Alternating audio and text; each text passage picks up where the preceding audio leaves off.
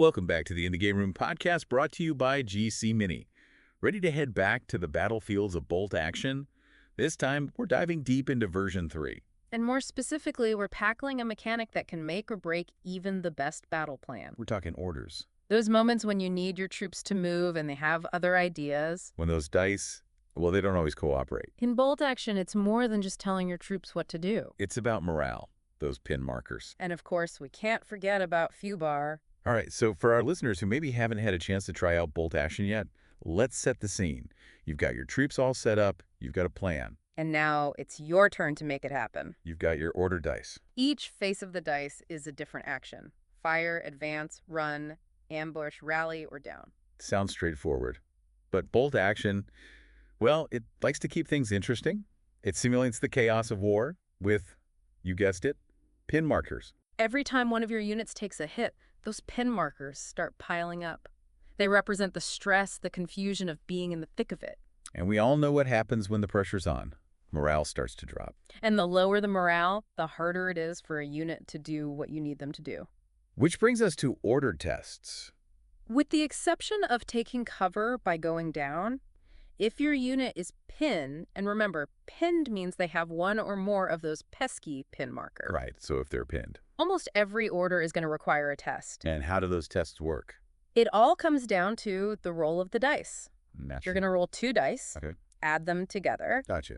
and then you compare that total to your unit's morale after you factored in those pin markers, of course. So for example, if I've got a unit, let's say they've got a morale of 8. Okay. They take a hit or 2. Uh-huh. Now they've got a couple of pin markers. Yeah. So now for their order test, instead of 8, They're at a 6. 6 exactly. And if they fail that test, well, that's when we turn to the dreaded Fubar table. Ah, yes, FUBAR, the acronym we all know and love. But for those who might not be familiar, what does that mean in the context of bolt action? It's basically Murphy's Law, Battlefield Edition. Those moments when everything that can go wrong does. And that could be anything And from, they could be your unit panicking, refusing to move, or oh no, the dreaded friendly fire. nothing like mistaking your own troops for the enemy. Yikes. Not ideal. So, troop quality, I'm guessing that plays a big part here. A huge part. A veteran unit, they're more likely to keep their cool under pressure. Those rookies, though, Yeah, rookies. they might crack. Make a mistake that costs you dearly. And if you lose a squad leader. Morale takes a nosedive. Those order tests become even more crucial and a lot harder to pass. It's like their leadership is what keeps everyone else in line in those intense situations. Right? So, protecting those leaders, that's got to be a top priority. Absolutely. But even with a great leader, high morale, sometimes you just got to hunker down. Sometimes the best move is no move. Ordering a pinned unit down, it's not flashy, but it lets them take cover, avoid getting hit again. Catch their breath. Exactly. Regroup. It's all about picking your moments, knowing when to push your luck and when to hold back. When to go all in. And when to live to fight another day. Because every order, it's a risk. Absolutely. Do you risk it all for a shot at victory? Or play it safe and hope for the best? Bolt action, it's all about those tough decisions, those moments when the entire battle hinges on what you decide to do next. And speaking of tough decisions, what about those times when you want to catch your opponent completely off guard? Ambush. Ah, yes, the element of surprise. Leaving a unit in ambush, it's risky. High risk, high reward. Exactly. They're hidden, just waiting for the perfect moment to strike. But here's the thing about ambushes. Sometimes they don't quite go as planned.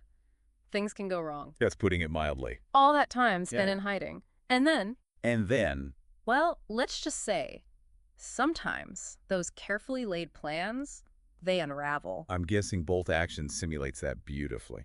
Bold action is all about simulating the ups and downs of war. So yeah, at the end of your turn, if you've got a unit in ambush, you're going to be rolling a die. Just one. One die. And if you fail that roll, well, your ambush is a bust. All those hours wasted. More or less, yeah.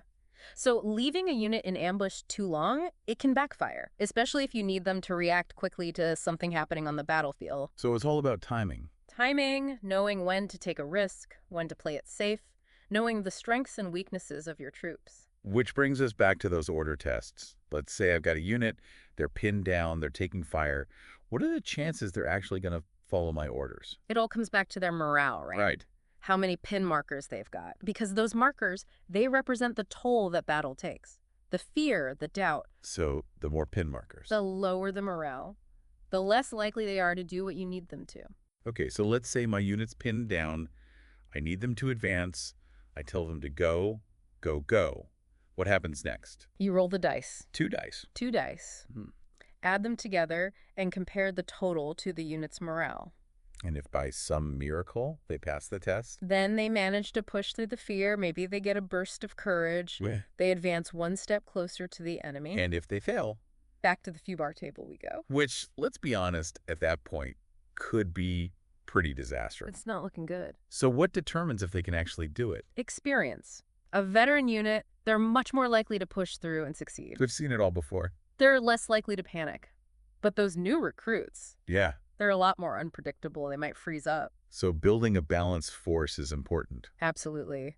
It's tempting to go for those cheaper, less experienced units, but Brilliant. when you need them the most, they might let you down. So investing in those veteran units, that's probably a good idea. It might mean fielding a smaller force, but you're also guaranteeing a certain level of, I would say, reliability. When it counts. Exactly. And look, while we're talking about orders and order tests, we should probably mention the down order and how it factors into all of this. Right. So down, that's basically telling your unit to take cover, right? Pretty much, yeah. It's the ultimate defensive maneuver. And the great thing about it is you don't even need to roll for an order test. So no matter what, they're going down It's an automatic success. because no one wants to get shot. Exactly. It's fired. But, and this is important, they don't actually lose a pin marker for going down. Even though it seems like the safest thing to do? It's a trade-off. They're safe for the moment, but the pressure, the stress, it's still there. Okay. They're just buying themselves some time To regroup. to come up with a new plan.